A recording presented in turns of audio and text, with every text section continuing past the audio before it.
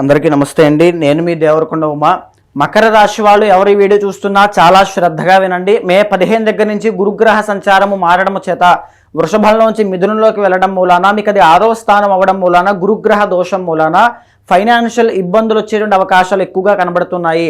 అప్పులు పాలయ్యేటువంటి అవకాశాలు ఎక్కువగా కనబడుతున్నాయి. సడన్గా ఫైనాన్షియల్ క్రైసిస్లోకి వెళ్ళడము, ఏదైనా ఒక బిగ్ చేంజ్ అనేటువంటిది ఫైనాన్షియల్గా మీకు జరగడం లాంటివి, నష్టపోవడం లాంటివి, లేకపోతే మోసపోవడం లాంటివి జరిగే అవకాశం ఉంటుంది. ఈ టైంలో మేజర్గా ఫైనాన్షియల్గా తీసుకునేటువంటి నిర్ణయాలన్నీ కూడా చాలా ఆచితూచి వ్యవహరించండి, లేకపోతే ఖచ్చితంగా నష్టాన్ని చూస్తారు. మే 15 దగ్గర నుంచి అక్టోబర్ దాకా ఉంటే సరిపోతుంది.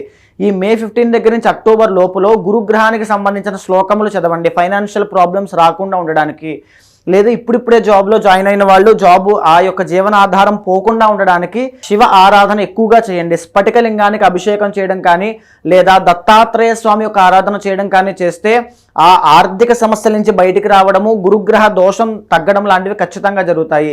ఇష్టదైవాన్ని, కులదైవాన్ని ఎక్కువగా ఆరాధన చేయండి. పర్సనల్ చార్ట్ చూసుకోండి. అక్కడ కనుక ఏమైనా దోషాలు ఉంటే తగినటువంటి శాంతి పూజలు, శ్లోకములు చదవడము, భగవన్ నామస్మరణ చేయడం లాంటివి చేయండి. తప్పకుండా మరిన్ని శుభ ఫలితాలు చూస్తారు.